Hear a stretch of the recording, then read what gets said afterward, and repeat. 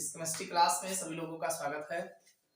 अगर आप लोग नए हो चैनल को सब्सक्राइब कर लीजिएगा। पिछले क्लास में हमने देखा कि प्रासरण दाब होते क्या है और प्रासरण और विसरण में हमने अंतर को देखा।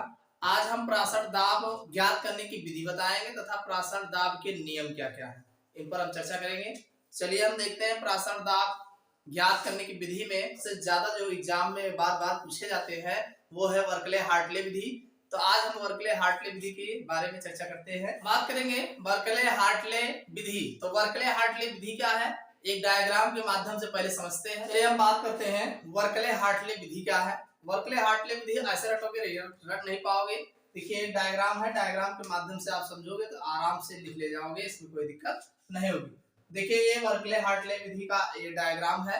इस डायग्राम में होता क्या है, देखिए एक इसमें छिद्रयुक्त नलिका होती है, एक छिद्रयुक्त पाइप होती है, नलिका होती है जिस पर कॉपर फेरोसाइनाइड की अर्धपारगम झिल्ली लगी होती है। ये पूरा छिद्रयुक्त नली होती है और इस पर कॉपर फेरोसाइनाइड की अर्धपारगम झिल्ली लगा देते हैं, ठीक। और लगा करके एक सिरे पर ये कीप लगा होता है जहां से हम विलायक को डालते हैं और दूसरे सिरे पर इसका ये जो है कैपिलरी ट्यूब होता है। कैपिलरी ट्यूब पे पैमाने बने होते हैं जहां से हमें देखना रहता है कितना नीचे गया कितना ऊपर गया, ठीक। और यह पाइप छिद्रयुक्त पाइप जो होती है एक बेलनाकार, अब देखा जाए तो बेलनाकार कह लो चाहे जैसे कुल मिला के एक बेलनाकार स्टील के पात्र में जो है लगी हुई। देखिए किसी किसी बुक में जो है ये क्वेश्चन ज्यादा है तब वो बेलन जैसा ही दिखता है तो इसीलिए कहा गया कि यह एक बेलनाकार स्टील के पात्र में, ये पूरा ये जो पात्र होता है ये पूरा ये स्टील का पात्र होता है, बेलनाकार स्टील के पात्र में जो है फिट होता है। कौन फिट होता है, ये छिद्रयुक्त पाइप होती है, ये छिद्रयुक्त पाइप जो है बेलनाकार स्टील के पात्र में व्यवस्थित होता है। और स्टील के मुंह पर, ये ऊपर मुंह है ना, इसका माउथ यही तो है, इसके मुंह पर एक पिस्टन लगा होता है तथा एक दाब मापी यंत्र लगा होता है। भाई ये दाब मापी यंत्र हो गया, एक पिस्टन हो गया। रासायन शुरू करने से पहले हम क्या करते हैं, ये जो विलायक होता है विलायक भर लेते हैं और भर करके इस कैपिलरी ट्यूब पर निशान को या केस नली में जो है निशान देख लेते हैं, कहां तक हमने निशान लगा देते हैं कि कहां तक हमने विलायक को भरा है। और इतना भरने के बाद प्रासरण क्रिया प्रारंभ करने के लिए हम इसमें विलयन को भरते हैं, जिसका हमें प्रासरण दाब ज्ञात करना होता है उस विलयन को इसमें भरा जाता है। जैसे ही विलयन भरते हैं तैसे ही प्रासरण की क्रिया प्रारंभ हो जाती है। और प्रासरण की क्रिया जो है प्रारंभ होती है तो ये विलायक क्या होता है, ये अर्धपारगम झिल्ली द्वारा जो है विलयन की ओर धीरे धीरे प्रवेश करता है। और जब ये विलायक जो है विलयन की ओर धीरे धीरे प्रवेश करता है तो इसका तल धीरे धीरे जो है नीचे की ओर आता है। इतना समझ में आ गया भाई। अभी विलायक जो है इस विलयन में प्रवेश करेगा और विलयन में जब प्रवेश करेगा तो इसका तल नीचे डाउन होता है और जब तल नीचे डाउन हो जाता है तो अब हम पिस्टन द्वारा जो है इस पर दाब लगाते हैं। और पिस्टन द्वारा दाब लगाते हैं तो उतना दाब लगाते हैं कि जितना, अगर मान लीजिए यहाँ तक नीचे आया होगा तो ये धीरे धीरे करके फिर ये अपनी पुरानी अवस्था में पहुंच जाए। तो अब जितना दाब है और हम क्या है दाब मापी द्वारा ये पता लगा लेते हैं कि कितना दाब हमने लगाया विलयन। तो यही जो दाब लगाया जाता है यही दाब विलयन का प्रासरण दाब कहलाता है। समझ में आ गया ना, फिर से बता देगा। देखो तो हमने कहा कि एक संरंध्र नली होती है, संरंध्र नली के ऊपर जो है कॉपर फेरोसाइनाइड की अर्धपारगम झिल्ली लगी होती है। नाम याद रखना, ये बहुत इंपॉर्टेंट है। कॉपर फेरोसाइनाइड की अर्धपारगम झिल्ली लगी होती है। और यह संरंध्र नली जो होता है एक स्टील के बेलनाकार पात्र में व्यवस्थित होता है। और इस स्टील के बेलनाकार पात्र में जो है जिसका हमें प्रासरण दाब ज्ञात करना होता है उस विलयन को भरते हैं, ठीक। और इस पात्र के सिरे पर जो है एक पिस्टन तथा एक दाब मापी यंत्र लगा होता है। और इस बेलनाकार छिद्रयुक्त नली के एक सिरे पर टोटीदार फनल, देखो ये फनल है, कीप बिंदुकारी फनल जिसे कहा जाता है। तो देखो ये यहाँ टोटी लगा है ना, इसको जब ढीला करोगे तभी गिरेगा, नहीं ढीला टाइट कर दोगे तो नहीं गिरेगा, ठीक। तो टोटीदार फनल तथा दूसरे सिरे पर कैपिलरी ट्यूब, केस नली जिसे हिंदी में कहा जाता है, ठीक है। केस नली या कैपिलरी ट्यूब अंग्रेजी में कैपिलरी ट्यूब लगा होता है। हम इस छिद्रयुक्त नली में को भर लेते हैं, यानी प्रयोग शुरू करने से पहले हम क्या करते हैं, इस जो है छिद्रयुक्त नलिका में हम विलायक को भर लेते हैं और कैपिलरी ट्यूब पर जो है निशान लगा लेते हैं। अब जो है विलयन को जो है इसमें जिसका प्रासरण दाब ज्ञात करना होता है उस विलयन को भर लेते हैं। विलयन को जैसे ही भरते हैं तो विलायक जो है विलयन की ओर जो है प्रवेश करने लगता है। तब हम पिस्टन द्वारा वह न्यूनतम दाब लगाते हैं जिससे प्रासरण की क्रिया जो है प्रारंभ हो सके। अब पिस्टन द्वारा जब दाब लगाएंगे तो जितना तल ये नीचे आया होगा उतना तल ये धीरे धीरे फिर पुरानी अवस्था में पहुंच जाता है। तो वही न्यूनतम दाब जिससे वह अपनी पुरानी अवस्था में वापस लौट आता है, यही बाहरी दाब जो होता है विलयन का प्रासरण दाब कहलाता है। समझ में आ गया ना? अगले हार्टली विधि के कौन कौन सा लाभ है? पहला लाभ है इस विधि द्वारा प्रासरण दाब का निर्धारण करने में कम समय लगता है। क्या क्या होता है? कम समय लगता है। कम समय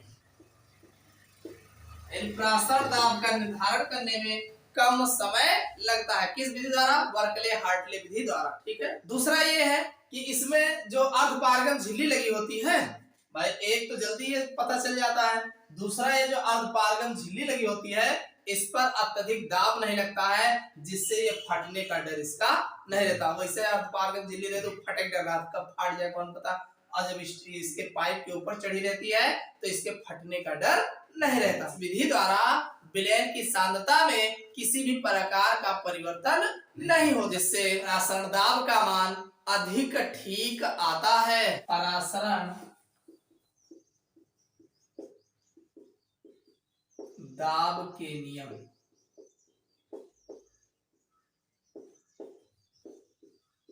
लॉ ऑफ ऑस्मोटिक प्रेशर।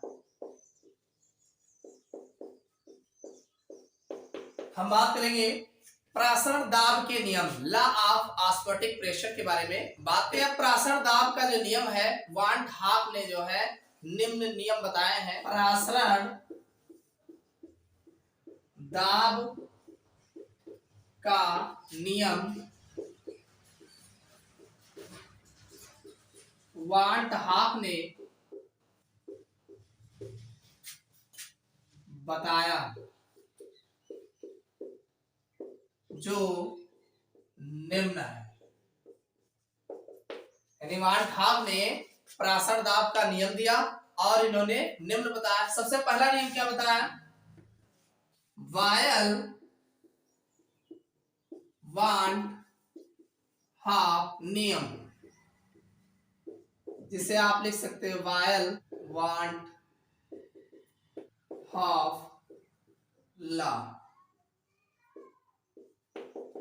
पहला है वायल वांट हाफ नियम, वायल वांट हाफ लॉ। गैसों का जो नियम है, वायल का नियम, चार्ल्स का नियम आपने पढ़ा होगा। तो जैसे गैसों का नियम है उसी गैसों के आधार पर जो है विलयनों का भी नियम जो है वायल हार्ट ने निर्धारित किया है। अब चूंकि ये वायल के गैसीय नियम पर आधारित था तो इसीलिए इसका नाम वायल वांट हाफ नियम जो है रखा गया है। वायल वांट हाफ नियम, वायल मतलब वायल एक साइंटिस्ट थे, इन्होंने गैसों पर जो है अपना नियम दिया था। तो अब गैस पे चूंकि दिया था तो गैसों के लिए था। अब यहाँ इन्होंने विलयन के लिए भी बताया है सेम उसी तरीके से, तो विलयन पर लागू किया है। तो विलयन पर लागू करने के लिए इन्होंने वायल वांट हाफ नियम, वांट हाफ सब, चूंकि वांट हाफ क्यों कहा गया? वांट हाफ साइंटिस्ट ने ही दिया है, बताया है, और चूंकि ये किस पर आधारित है? ये वायल के नियम पर आधारित है, तो इसीलिए जो है वायल वांट हाफ नियम कहा गया। अब ये वायल वांट हाफ नियम है क्या? स्थिर ताप पर किसी विलयन का प्रासरण दाब, प्रासरण दाब को पी से रिप्रेजेंट करते हैं, विलयन की मोलर सांद्रता C के समानुपाती होती है। इसको आप लिख सकते हैं P समानुपाती C, कब? स्थिर ताप पर, स्थिर ताप पर। समझ में आया कि नहीं? वान हाफ ने बताया वायल के नियम पर कि स्थिर ताप पर किसी विलयन का प्रासरण दाब, जो विलयन का प्रासरण दाब होता है, विलयन की मोलर सांद्रता C के समानुपाती होता है, यानी P समानुपाती C। ठीक, इसको क्वेश्चन नंबर फर्स्ट कर लो। अब दूसरा है चार्ल्स वांट हाफ नियम, चार्ल्स वांट हाफ लॉ। भाई बायल वांट हाफ नियम बायल के नियम गैसीय नियम पर आधारित था। चार्ल्स वांट हाफ नियम, तो ये चार्ल्स का नियम जो गैसीय नियम था उस पर जो है ये आधारित है। तो चार्ल्स का नियम क्या था? स्थिर सांद्रता पर किसी विलयन का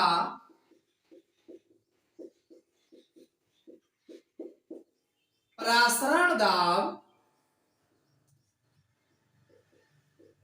उसके परम ताप के समानुपाती होता है। स्थिर ताप पर किसी विलयन का जो प्रासरण दाब होता है वो विलयन की सांद्रता के समानुपाती होता है। एक तो ये हो गया स्थिर ताप, मतलब यहाँ पे अब आपको ताप दिखाना नहीं है। अब यहाँ पे क्या गया स्थिर सांद्रता पर, तो सांद्रता की बात हटा दिया ना भाई। स्थिर सांद्रता यानी कंसंट्रेशन उसका स्थिर रहेगा, उसमें बदलने वाला नहीं रहेगा। तो किसी विलयन का प्रासरण दाब क्या है? P है ना। किसी विलयन का प्रासरण दाब उसके परम ताप T के समानुपाती होता है, यानी P जो होगा वो समानुपाती T के होता है। कब? स्थिर सांद्रता पर। समझ में आया नहीं भाई? यहाँ P समानुपाती C स्थिर ताप पर और यहाँ P समानुपाती T स्थिर सांद्रता पर। अब एक चीज और कर सकते हो, जैसे मान लीजिए आप समानुपाती हटाते हो तो P बराबर कोई कांस्टेंट ला सकते हो K, और ये T बना सकते हो तो P बराबर KT। आप इसको जो है समीकरण 2 मान सकते हो। समझ में आ गया दोनों? याद है वायल का नियम और चार्ल्स का नियम दो है। तो वायल का नियम जो होता है स्थिर ताप पर किसी गैस का जो दाब होता है उसके आयतन के व्युत्क्रमानुपाती होता है। ठीक है, ये होता है वायल का नियम। और चार्ल्स का नियम जो होता है किसी गैस का आयतन उसके परम ताप T के अनुक्रमानुपाती। यहाँ अनुक्रमानुपाती है, यहाँ व्युत्क्रमानुपाती है। अब चूंकि अब यहाँ पे सांद्रता लिया जा रहा है, यहाँ पे आयतन तो लिया नहीं जा रहा है, कितना आयतन है, तो यहाँ सांद्रता जब लिया गया तो स्थिर ताप पर किसी विलयन का जो प्रासरण दाब P होता है विलयन की मोलर सांद्रता C के समानुपाती होता है। अब यहाँ पे चार्ल्स वाले में स्थिर सांद्रता पर किसी विलयन का प्रासरण दाब उसके परम ताप के समानुपाती होता है। ये हो गया। देखिए वांट हाफ विलयन का समीकरण। अभी तो हमने बायल और चार्ल्स को बताया ना, अब इसका समीकरण देख लो। वांट हाफ विलयन का समीकरण देखिए, आप जानते हैं बायल के नियम से, अभी अभी हमने बायल का नियम बताया P समानुपाती C, यही तो बताया भाई। बायल का नियम क्या कहता है कि स्थिर ताप पर किसी विलयन की जो सांद्रता होती है उसके दाब के अनुक्रमानुपाती होता है। दूसरा है चार्ल्स के नियम से, तो चार्ल्स का नियम क्या कहा गया कि P समानुपाती T, यानी स्थिर सांद्रता पर किसी विलयन का जो दाब होता है प्रासरण दाब होता है उसके परम ताप T के अनुक्रमानुपाती होता है। ये दो हो गया। अब इन दोनों को मिलाकर तो क्या बन जाएगा? P समानुपाती CT बन जाएगा। यही तो बनेगा। अरे समानुपाती P अपनी जगह आएगा, इस समानुपाती अपनी जगह, इधर C है इधर T है तो CT होगा। अब सुनिए, अब समानुपाती हटाओ कोई स्थिरांक लाओगे, जैसे गैस वाले में गैस स्थिरांक R लाया जाता है, R की जगह पे यस लिखा जाता है, विलयन में यस लिखा जाता है लेकिन R भी, तो ये हो जाएगा और CRT। R जो है, जहां R क्या है विलयन का स्थिरांक लिख सकते हो, जहां R एक स्थिरांक है जिसे विलयन स्थिरांक कहते हैं। P समानुपाती C है आपका बायल के नियम से आ गया, और P समानुपाती T जो है चार्ल्स के नियम से आ गया। दोनों को हमने मिला दिया, मिलाने के बाद P अपनी जगह हो गया, समानुपाती अपनी जगह, CT अपनी जगह आ गया। अब हमने समानुपाती हटाए तो एक स्थिरांक R को लेके आए, तो R अब कह दो पहले ही लिखे जाता है, अरे चाहे here लिखो चाहे वहां लिखो, कहूं लिखो, बात तक है ना। तो P बराबर हो गया CRT, जहां R जो है एक देखो कहा में ठीक लगा CRT, बस कहा जाए PRCT ना, हाँ P बराबर CRT, जहां R एक स्थिरांक है जिसे जो है विलयन स्थिरांक कहते हैं। किसका स्थिरांक है ये? विलयन स्थिरांक है। अभी गैस होता तो गैस स्थिरांक, गैस का स्थिरांक होता, ठीक। इसकी वैल्यू जितना गैस की होती है उतना इसका भी होता है विलयन। तो ये जो है हमारा 1/2 विलयन का समीकरण निकल के आ गया, ठीक। कितना हो गया? एक और देख लो इसी में, चौथा जो है आवोगाद्रो 1/2 नियम।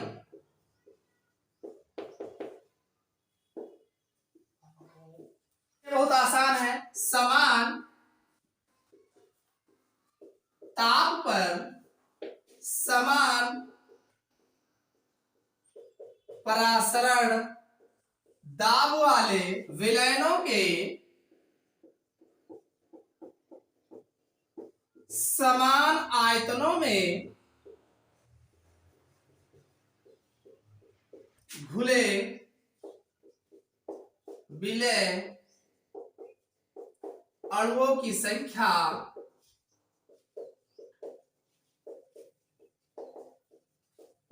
समान होती है।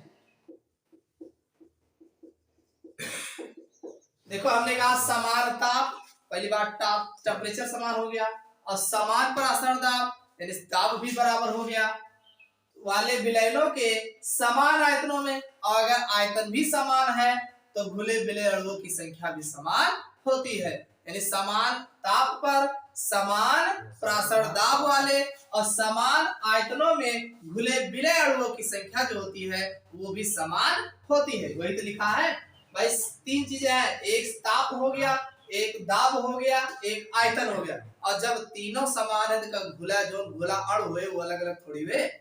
हाँ, तो घुले विलय कौन घुलता है? विलय घुलता है ना, अरे विलयन में विलय तो घुले, तो घुले विलय अणुओं की संख्या समान होती है।